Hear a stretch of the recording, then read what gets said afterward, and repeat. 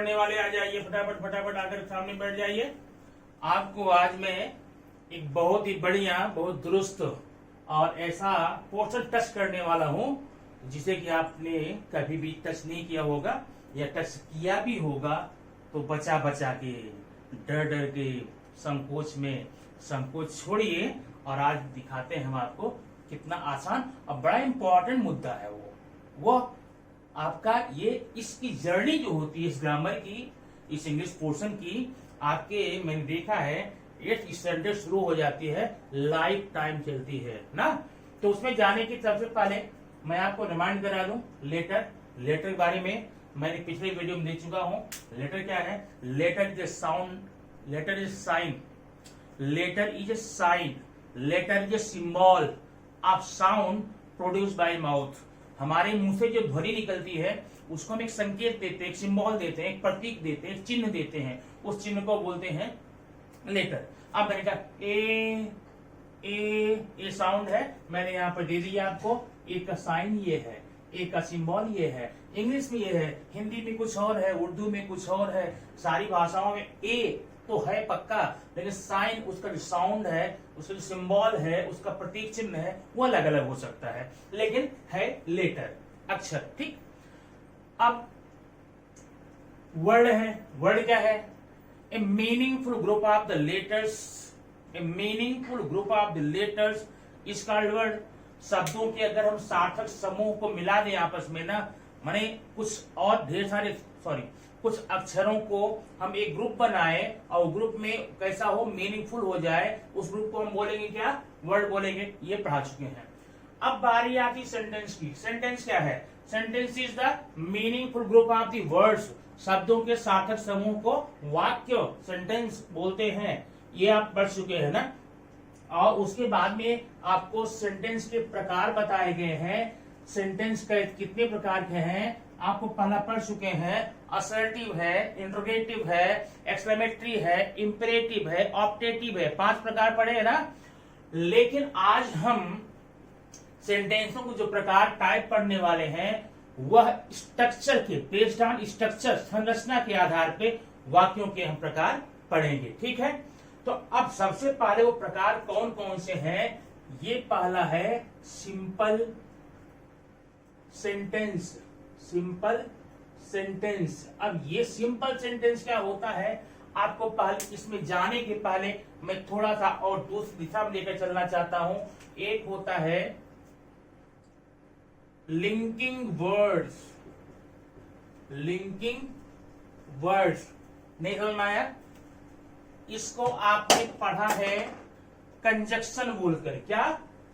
Conjunction बोल करके। ये कंजक्शन पढ़े ना। तो वो चीज ये है, ये जो कंजक्शन होता है ये 2 प्रकार का है। कितने? 2 प्रकार का। हम आगे इसकी चर्चा करेंगे। अब यहां देखिए सिंपल सेंटेंस क्या होता है। Simple sentence is a type of sentence in which only 1 subject and 1 predicate is given. आप देसी भाषा में सुन लो, ऐसे सारे वाक्य जिसमें सिर्फ एक ही सब्जेक्ट, एक ही वर्ब और एक ही ऑब्जेक्ट होते हैं उसको हम सिंपल कहते हैं। तो हम अभी देखेंगे सिंपल सेंटेंस को। मतलब एक पहचान तो ये हो गई, ऐसे सारे सेंटेंस जिसमें एक ही सब्जेक्ट, एक ही वर्ब, एक ही ऑब्जेक्ट होगा वो सिंपल हो जाएगा। समझ बात नहीं आई ना? और समझ लो, ऐसे सारे सेंटेंस जिसमें किसी प्रकार का लिंकिंग वर्ड मतलब कंजक्शन नहीं होगा, उन सारे वाक्यों को आप सिंपल बोल देंगे। एक एग्जांपल लेते हैं, आप समझ जाएंगे ना। ये देखिए, ये मैंने लिया Rahul can call me. Okay. अब ये है सब्जेक्ट, ओके, सिंगल, ये है वर्ब और ये है ऑब्जेक्ट। अब इसमें हम, सब्जेक्ट तो सिंगल है ना और प्रेडिकेट भी सिंगल है। सब्जेक्ट सिंगल है, प्रेडिकेट सिंगल है, तो जब हम कंजक्शन का उपयोग क्यों करते हैं, लिंकिंग वर्ड का उपयोग क्यों करते हैं? 2 शब्दों को जोड़ने में, 2 वाक्यांशों को जोड़ने में। और जब यहाँ सारे के सारे सिंगल हैं, अकेले हैं, एक एक हैं, किसको जोड़ोगे? इसलिए इसमें किसी प्रकार कंजक्शन आने वाला नहीं है।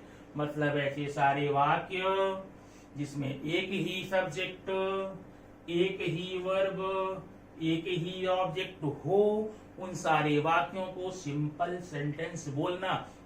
मैं आपसे डिफिनेशन बोलने को नहीं बोल रहा हूं, आपसे सिर्फ ये बोल रहा हूं पहचानना सीखो। जिसमें सिंगल सिंगल सब हो वो सिंपल होगा, जिसमें कोई कंजक्शन नहीं वो सिंपल होगा। बात तो समझ में आ गई ना। तो ये हो गया आपका सिंपल सेंटेंस और सिंपल सेंटेंस की पहचान। इसके बाद आइए हम आगे लेकर चलते हैं आपको एक और सेंटेंस में। वो क्या है, अब ये देखिए, अभी नाम मैं नहीं लिखूंगा इसमें। Rahul will go to school and he will study there। अब ये देखिए, यहां राहुल सब्जेक्ट है ना। अब आगे बढ़ते जाओ, ही भी सब्जेक्ट है, दो सब्जेक्ट, वर्ब गो, वर्ब स्टडी, दो वर्ब। इसका मतलब ये सिंपल तो बिल्कुल हो ही नहीं सकता। नहीं, अब सिंपल नहीं हो सकता, यह या तो कंपाउंड बोलना या तो कॉम्प्लेक्स बोलना, सिंपल कभी मत बोलना। अब हमें ये कंफर्म हो गया, पक्का हो गया, हम जान गए ये सेंटेंस जो है सिंपल नहीं है। सिंपल न होने की वजह अगर मैं पूछूं तो क्या बोलेंगे, भाई सब्जेक्ट दो दो है, वर्ब दो दो है। समझ में नहीं आया? कंजक्शन एंड लगा हुआ है, लिंकिंग वर्ड है, संयोजक कड़ी है ये ना, ये है एंड लगा हुआ है। इसका मतलब अभी अभी मैं बता के आ रहा हूं कि सिंपल सेंटेंस में कोई भी कंजक्शन होता नहीं, लेकिन इसमें तो है। इसका मतलब ये सिंपल सेंटेंस नहीं है, ये सिंपल सेंटेंस नहीं है। अब तक ये क्या है, यह या तो कंपाउंड हो सकता है या तो कॉम्प्लेक्स हो सकता है। अब बताइए क्या बोलूं, समझ में नहीं आ रहा ना। एक काम करते हैं, Rahul will go to school and he will study there. अब इसको मैं थोड़ा तोड़ूंगा, ब्रेक करूंगा। ये देखिए, Rahul will go to school, sentence number 1। दूसरा देखिए, ही विल स्टडी देयर। अब ये सेंटेंस मैंने तोड़ा, इस सेंटेंस को मैंने तोड़ दिया, दो पार्ट में बांट दिया, हमको ये दो सेंटेंस मिले। एक और, ये जो मैंने ही यहाँ पर लिखा, आप यहाँ राहुल भी करके कर सकते हैं। Rahul will go to school, Rahul will study there, या ही विल स्टडी देयर। अच्छा ठीक है, आगे जो महत्वपूर्ण बात है वो बताइए। मैंने एक सेंटेंस को तोड़ दिया, एक सेंटेंस को दो भागों में बांट दिया, हमको क्या मिले, दो क्या मिले। अब आप लोग बोलेंगे सेंटेंस, मैं बोलूंगा नहीं। क्यों नहीं, ये सेंटेंस नहीं है। हाँ है तो, Rahul will go to school sentence है, he will study there sentence है, लेकिन यहां पर मैं सेंटेंस नहीं बोलूंगा। क्यों नहीं बोलूंगा, एग्जाम्पल समझो। ये मेरे पास एक पेन है ना पेन, मैं इसको अगर बीच से काट दूं तो मेरे पास क्या दो पेन हो जाएगी? नहीं ना। अच्छा, मेरे पास एक मोबाइल है, मुझे वैसा ही दो मोबाइल चाहिए था, मैं बीच से काट दूंगा तो दो मोबाइल मिलेगा? नहीं ना। क्यों? तो मोबाइल का टुकड़ा हो जाएगा, piece of mobile, piece of pen, piece of chalk हो जाएगा। तो जब एक मोबाइल को कट करके दो मोबाइल नहीं बन सकता है, एक पेन को कट करके दो पेन नहीं बन सकती, तो एक सेंटेंस को तोड़कर दो सेंटेंस क्यों बनने वाला? नहीं बनेगा, बनना भी नहीं चाहिए। अगर ऐसा होता है, अगर एक सेंटेंस को जोड़कर दो सेंटेंस बनता तो दुनिया ये गुणज का जो प्रवृत्ति है, गुणधर्म है, इसका उपयोग कई जगहों कर लेते। जिनके पास एक घर होता काट के दो घर बना लेते, एक कार में दो कार बना लेते, एक पेन में दो पेन बना लेते, ढेर सारा काम करते। ठीक है, तो चौक को मैंने तोड़ा, दो साथ नहीं बना, चाक का टुकड़ा बना। पेन को मैंने काटा तो दो पेन नहीं बना, पेन के दो टुकड़े बन गए। मोबाइल मैंने तोड़ा तो दो मोबाइल नहीं बन सकता, दो मोबाइल के टुकड़े बन गए। तो वैसे जब सेंटेंस मैंने तोड़ा तो दो सेंटेंस नहीं बनेंगे, ये सेंटेंस के टुकड़े बनेंगे। क्या बनेंगे? टुकड़ा, पीस ऑफ सेंटेंस। ये क्या है? ये सेंटेंस नहीं है। राहुल विल गो, यहां पर ये सेंटेंस मेरे सामने है, इसको देखकर मैं ये नहीं कर सकता कि सेंटेंस है। This is the piece of sentence, this is the piece of sentence. Okay, अब पीस ऑफ सेंटेंस को ग्रामेटिकल लैंग्वेज में, व्याकरणीय भाषा में हम बोलते हैं उपवाक्य, हिंदी में, और क्लॉज बोलते हैं किसमें? क्लॉज, क्लॉज, इंग्लिश में क्लॉज बोलते हैं। बात समझ आ गई ना?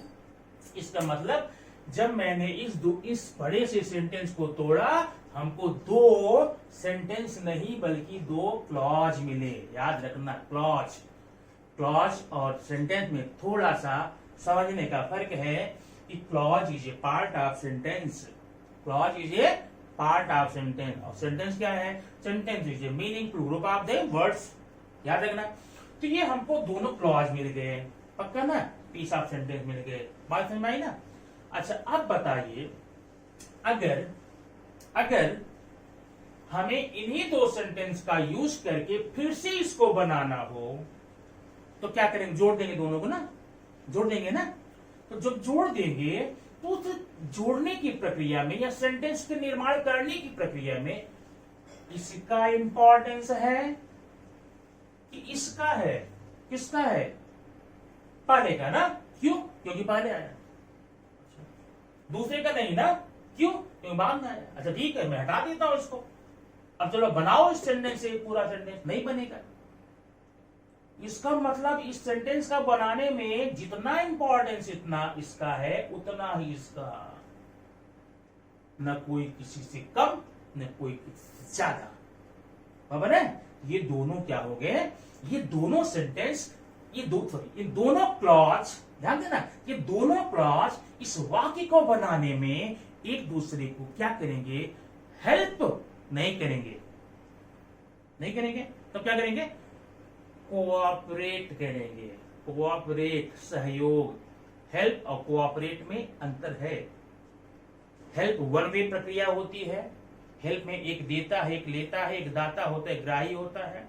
कोऑपरेट में दोनों डिपेंडेंट होते हैं दूसरे के ऊपर, दोनों दूसरे के ऊपर निर्भर करते हैं। उसमें कोई ये नहीं कहा कि तुमने मेरी हेल्प की, मैंने तुम्हारी हेल्प नहीं की।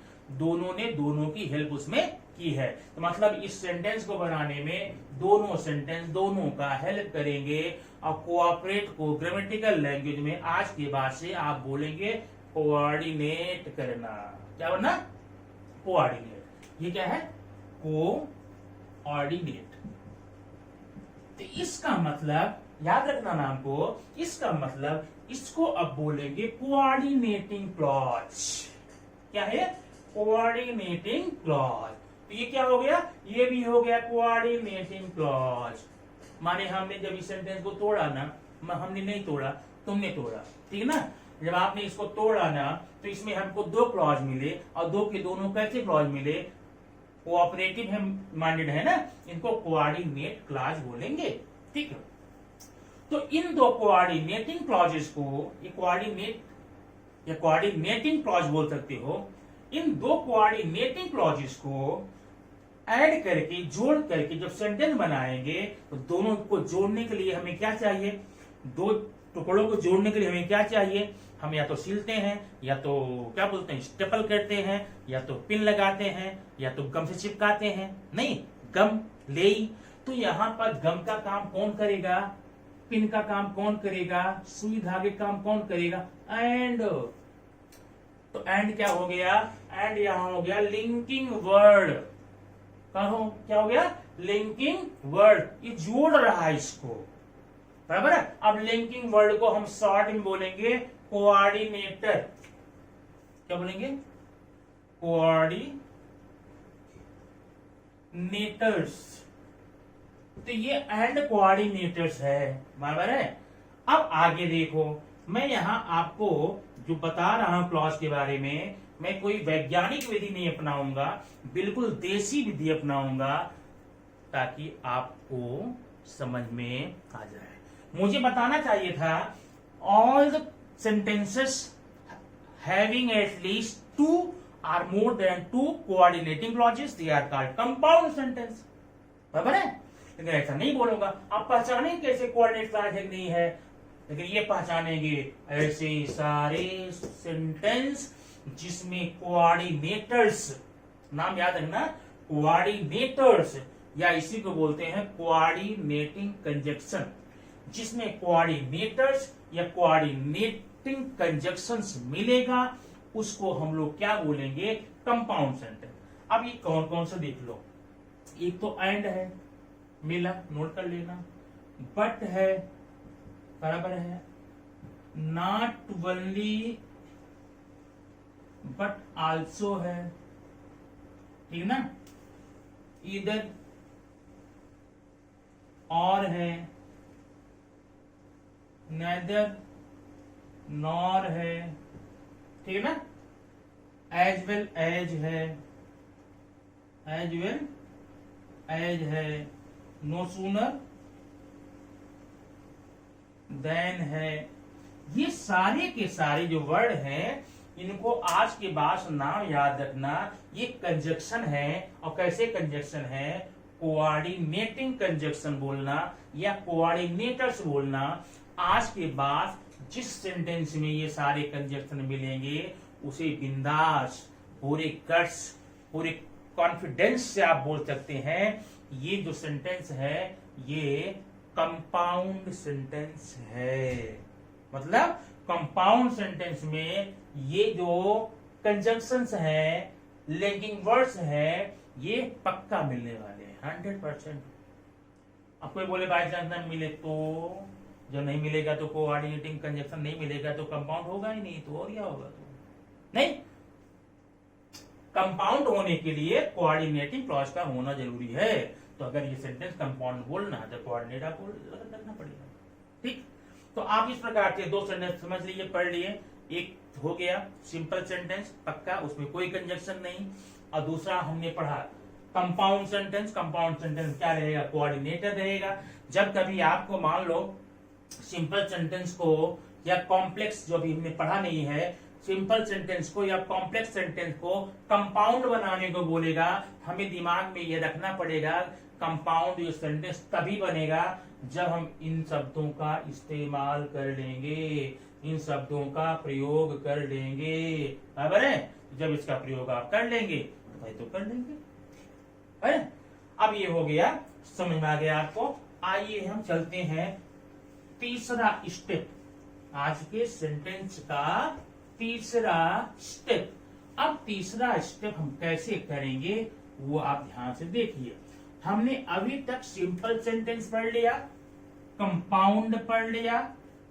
अब देखिए अगला क्या पढ़ने वाले हैं, तो कॉम्प्लेक्स नाम आ ही जाता है। आप यहां ध्यान दीजिए, कविता सेड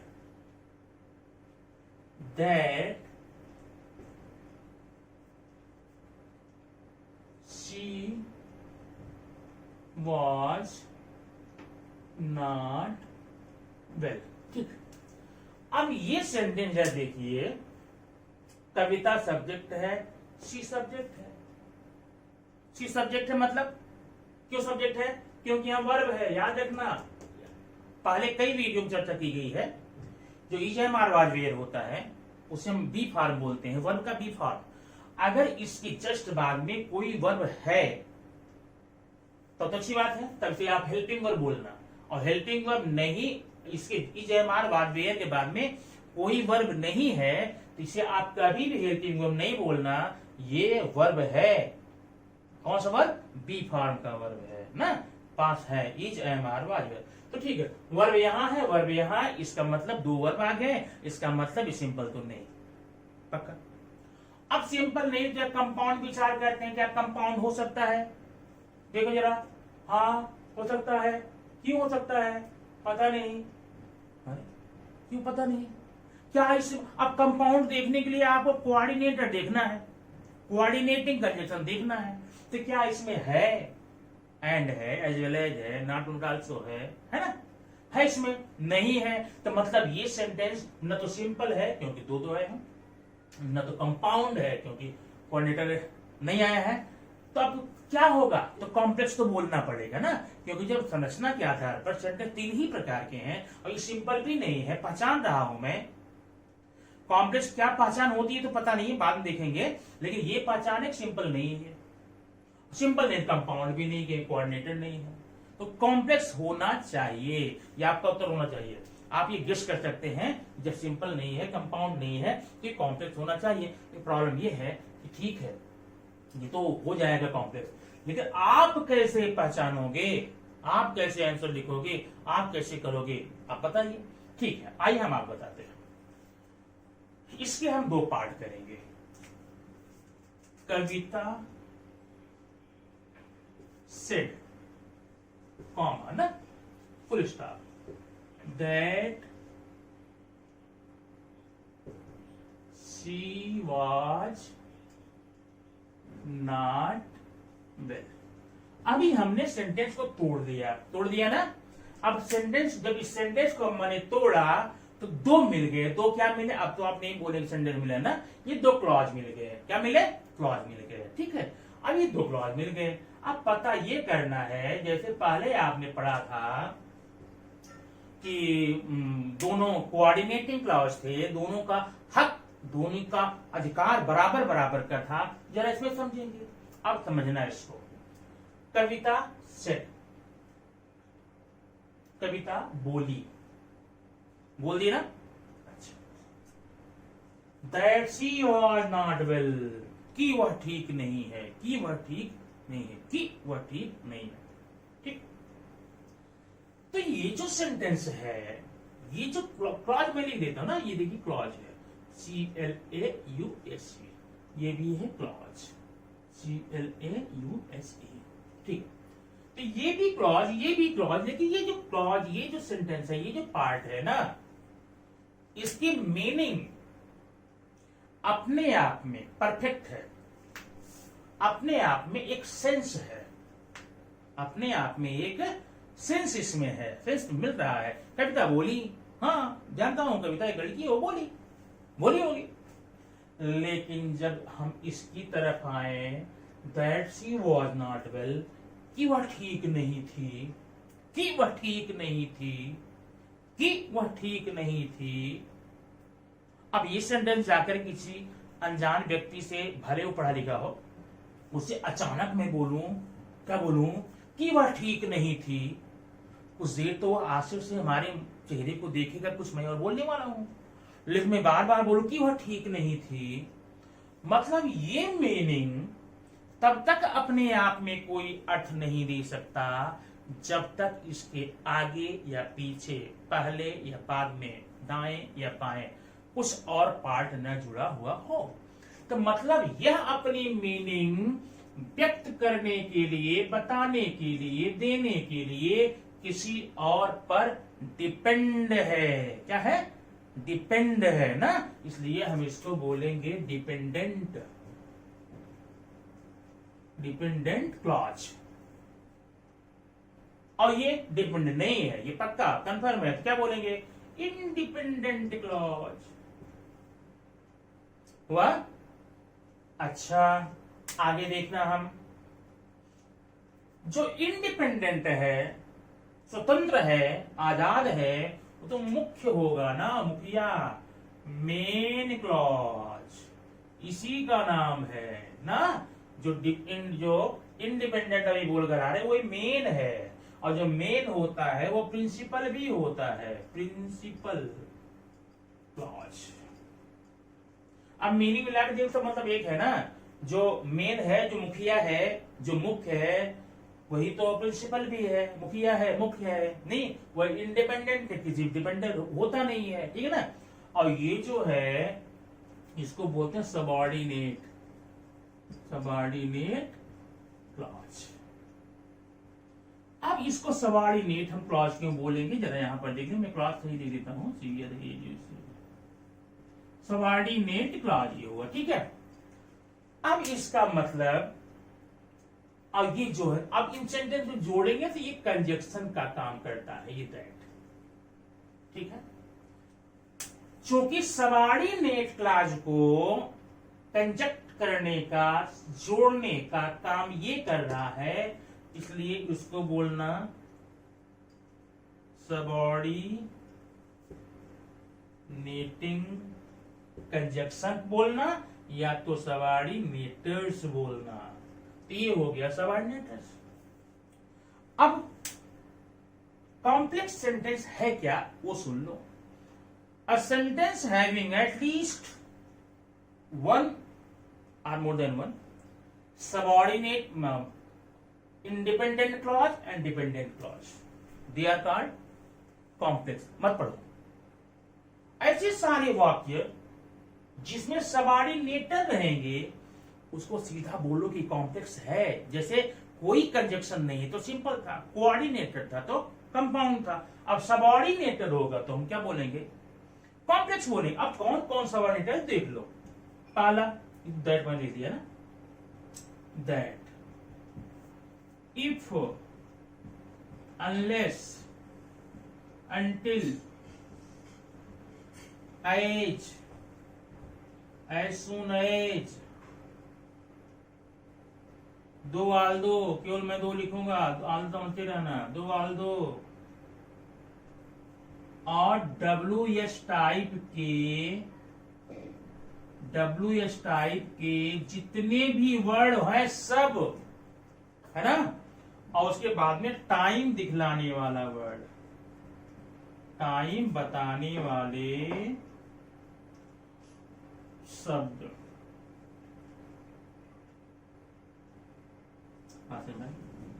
इतने दो सबऑर्डिनेटर हैं। और ये सबऑर्डिनेटर जहां जहां पाए जाएंगे वहां वहां आप क्या बोलेंगे, ये कॉम्प्लेक्स सेंटेंस है। ठीक है। अब ये कॉम्प्लेक्स सेंटेंस हो जाने के बाद समझ गया ना, सेंटेंस संरचना के आधार पे तीन प्रकार के, सिंपल, कंपाउंड, कॉम्प्लेक्स। सिंपल आपने पहले पढ़ा, उसमें कोई कंजक्शन नहीं है। कंपाउंड उसके बाद में पढ़ा, कंपाउंड में कोऑर्डिनेटर है, लिख के दिया है, चिन्ह बना लेना उसका। और तीसरा ये सेंटेंस जो है, इसमें मैंने सबऑर्डिनेटर लिख के दिया है। जिन सारे सेंटेंस में सबऑर्डिनेटर होगा उसको हम क्या बोलेंगे, उसको क्या बोलेंगे, उसको हम कॉम्प्लेक्स सेंटेंस बोलेंगे। क्या बोलेंगे, कॉम्प्लेक्स सेंटेंस। ठीक है। अच्छा, आगे जा देखेंगे। अब ये कॉम्प्लेक्स तो हमने पढ़ लिया, अब जरा देखेंगे इसमें कॉम्प्लेक्स में जो क्लॉज है, उसके तीन प्रकार हैं। वो है नाउन क्लॉज, एडजेक्टिव क्लॉज और एडवर्ब क्लॉज। अब देखिए, हम आपको लेके चलते हैं, पढ़ाएंगे आज क्लॉज। ठीक है। ये देखो, Rohit said that he cannot call me. He could not call me. Okay. अब इसमें दो पार्ट, ध्यान सुनना। जहां आपको सबऑर्डिनेटर मिले वहीं से लेकर के अगला पद जो मीनिंगफुल है उसको बोलेंगे सबऑर्डिनेटिंग क्लॉज। बाकी जो बचा हुआ है वो होगा मेन क्लॉज। 8th स्टैंडर्ड में ये क्वेश्चन ऐसे आता है, underline the subject, underline the subordinating clause. तो क्या करना होता है, सेंटेंस पूरा लिख लो। अब देखो इसमें सबऑर्डिनेटर है कहां, कहां है, दैट है ना, यहां से आगे कर लो, हो गया खत्म। और अगर आपको ये लिखने का है, आइडेंटिफाई या write down the subordinating clause and main clause, तब हेडिंग डालना मेन क्लॉज, यहां सबऑर्डिनेट, मेन वाला ये यहां लिख देना, सबऑर्डिनेट लिख देना। ये तो पहचान तो हो गई ना, पक्का ना। अब हम आगे ये देखेंगे कि अब ये तीन प्रकार का है। एक तो है नाउन क्लॉज, दूसरा है एडजेक्टिव क्लॉज, और चौथा और तीसरा और आखिरी है एडवर्ब क्लॉज। ठीक है। अब इसको मैंने फिर कहा कि मैं ग्रामेटिकल वे में न जाकर के, वैज्ञानिक विधि से न जाकर के आपकी भाषा में बताऊंगा, क्योंकि आपको सिर्फ पहचानना है। एक बार पहचान लेंगे तो फिर हम जाकर के इसमें गहराई में जाकर खोज करके और बड़ी बड़ी बातें निकालेंगे। आज समझने के लिए इसको समझिए। पहले तो इसका मतलब ये जो नाउन क्लास हो, चाहे एडजेक्टिव क्लास, चाहे एडवर्ब क्लास हो, ये तो आपको ये सबऑर्डिनेटर देख पता चलेगा। माने अब ये that he could not call मी, ये पक्का सबऑर्डिनेट है। अब उन्हीं सबऑर्डिनेट में या तो नाउन या तो एडजेक्टिव या तो एडवर्ब होने वाला है। ठीक है, पहले एडवर्ब हम खत्म कर लेते हैं। देखिए, अगर इफ हो, अनलेस हो, व्हेन हो, वाई हो, वेयर हो, दो आल्दो हो, दो आल्दो हो ना, एज हो, अंटिल हो, या टाइम वर्ड हो। टाइम वर्ड मतलब जो टाइम बदला है ना, टाइम वर्ड हो। इतना हो तो पक्का अपनी गांठ में बांध लो कि इसे आप एडवर्ब क्लॉज बोलेंगे। नहीं, इसके लिए ध्यान देना पड़ेगा, ये अकेले के लिए। इफ को एडवर्ब क्लॉज आप कंडीशन, अनलेस को कंडीशन, ये व्हेन है एडवर्ब क्लॉज आप टाइम, वाई क्या है adverb clause of reason, where adverb clause of time, though although adverb clause of contrast, as ये मैनर है, अंटिल टाइम है, और टाइम वाले जो टाइम है। इतना याद रखना, ठीक है। इसका मतलब इतना पक्का याद कर लेना। अब ये तो एडवर्ब हमारा हो गया, ये तो हमें याद हो गया पक्का ना। अभी हमें ये देखना है, अगर ये सबऑर्डिनेटर्स नहीं होंगे तो वह एडवर्ब क्लॉज नहीं होगा। जब एडवर्ब नहीं होगा तो वह या तो एडजेक्टिव होगा या तो नाउन होगा ना। ठीक, मैं एक आपको रामबाण आइडिया बताऊंगा। रामबाण जानते हो? रामबाण का मतलब होता है, राम जी जो बाण मारते थे ना, जिसको मारते थे उसको मरना तय, पक्का मरता था। तो रामबाण आइडिया यहाँ पर मैं ये बताऊंगा, एक ही तीर में पता चल जाएगा कि दो निशाने कौन कौन से हैं।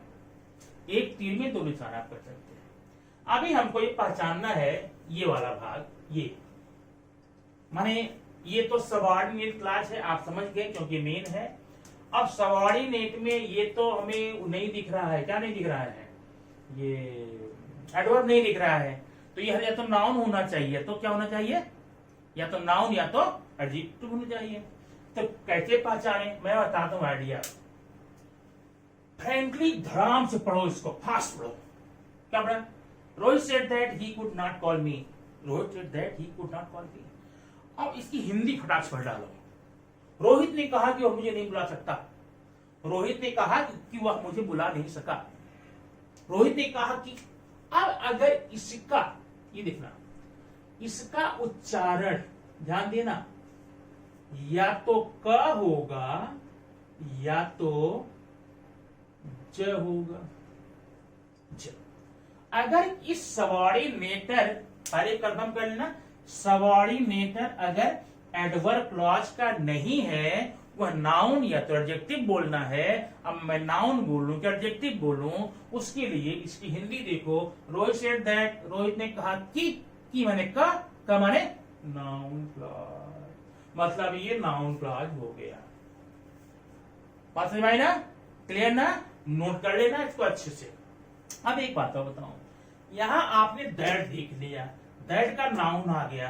कहीं दिमाग में ये मत बैठा लेना कि दैट अब तो जब आएगा ना नाउन बोलूंगा, ऐसा नहीं। ऐसा करोगे तो रॉन्ग हो सकता है, होगा ऐसे नहीं बोल रहा हूं, हो सकता है।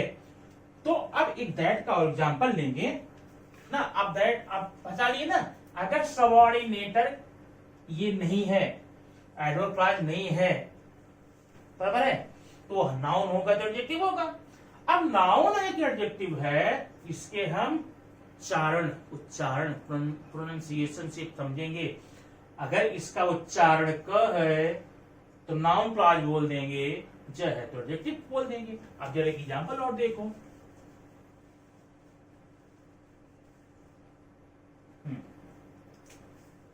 I saw a car that was red। ठीक ना। अब ये तो दैट यहां तो हो गया, that was red subordinate clause है। अब सबऑर्डिनेट में एडवर्ब तो पक्का नहीं है क्योंकि यहाँ पर ये वर्ड नहीं मिल रहे हैं। अब यह तो नाउन या तो एडजेक्टिव, काहे टेंशन लेती हो। अब आपको डिफरेंस पढ़नी है। ऐसे क्लॉज जो एडजेक्टिव का काम करते हैं उन्हें एडजेक्टिव क्लॉज बोलते हैं। ऐसे क्लॉज जो नाउन का काम, क्यों नाउन एडजेक्टिव चक्कर पड़े हो परिभाषा देख करके। मीनिंग पढ़ो ना, I saw a car that was red. मैंने एक कार देखी जो कि लाल थी, माने ज। अब ज माने एडजेक्टिव, बराबर है। इस प्रकार से आप क्लॉज को आसानी से पहचान सकते हैं। क्लॉज को पहचानना एक बहुत बड़ी समस्या बना हुआ है हमारे बच्चों के लिए, स्टूडेंट्स के लिए, क्योंकि इसकी जो भी डेफिनेशन और जो भी इसका आंसर, जो भी इसके बारे में विवरण दिया गया है मार्केट में उपलब्ध किताबों में, उतने बड़े हैं तो उसको तो हम पढ़ेंगे नहीं। 15, 20, 25, 30 पेज में अकेले क्लॉज है नहीं। अब इतना पढ़कर के इतना बड़ा क्यों निकाले। ये 5 मिनट का काम है, 5 मिनट का आप क्लॉज पहचानना समझते हो। 5 मिनट में अगर सारी बात छोड़ दी, क्लॉज पहचानने की बात बोलो, 5 मिनट का है, जो कि 25 पन्ने में है, 25 में 50 पेजेस में है। ये एडवर्ब क्लॉज जिसे पहचान लेंगे, नाउन ऑब्जेक्ट तो पहचान लेंगे, बात खत्म हो जाएगी। अब छोटी सी एक बात और मैं आप बताऊंगा, यहाँ पर छोटी सी बात ये बताऊंगा कि क्लॉज और फ्रेज क्या होते हैं। क्लॉज तो समझ लीजिए, क्लॉज आप समझ गए। क्लॉज क्या है? Clause is a part of sentence, clause is a piece of sentence, clause is a group of words. और एक होता फ्रेज। फ्रेज क्या है? Phrase is part of sentence, phrase is a group of words, phrase is a piece of sentence. जो चीजें मैंने clause की बताई वही फ्रेज की बताई, फिर फर्क क्या है इसमें? होना चाहिए कुछ ना। हाँ है, बता रहा हूं। I have a car, I have a car which is red. ठीक। और I have a red car. ठीक। अब इसमें ये आई हैव ए कार, ये पार्ट ऑफ सेंटेंस है, माने क्लॉज है। पीस ऑफ सेंटेंस है, माने क्लॉज है। ग्रुप ऑफ वर्ड्स है, माने क्लॉज है। वही चीज मैं यहां भी बोलूंगा, बार बार नहीं रिपीट करूंगा। लेकिन अब ये देखिए, ये रेड कार भी पार्ट ऑफ सेंटेंस है, पीस ऑफ सेंटेंस है, ग्रुप ऑफ वर्ड्स है, बट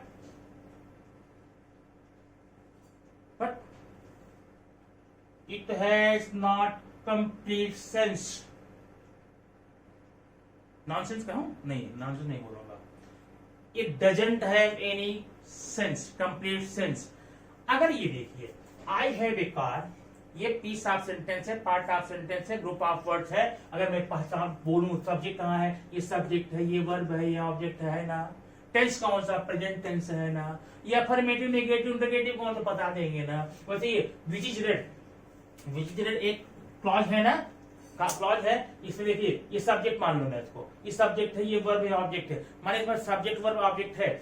इसको देखकर बता देगी कि प्रेजेंट टेंस में है। लेकिन अगर मैं इसकी बात करूं रेड कार की, रेड कार, तो सारे गुण तो इसके जैसे मिल रहे हैं। पार्ट ऑफ सेंटेंस है, पीस ऑफ सेंटेंस है, ग्रुप ऑफ वर्ड्स है, लेकिन इसका कंप्लीट सेंस नहीं है। क्यों? क्योंकि ये कौन सा टेंस है? No idea.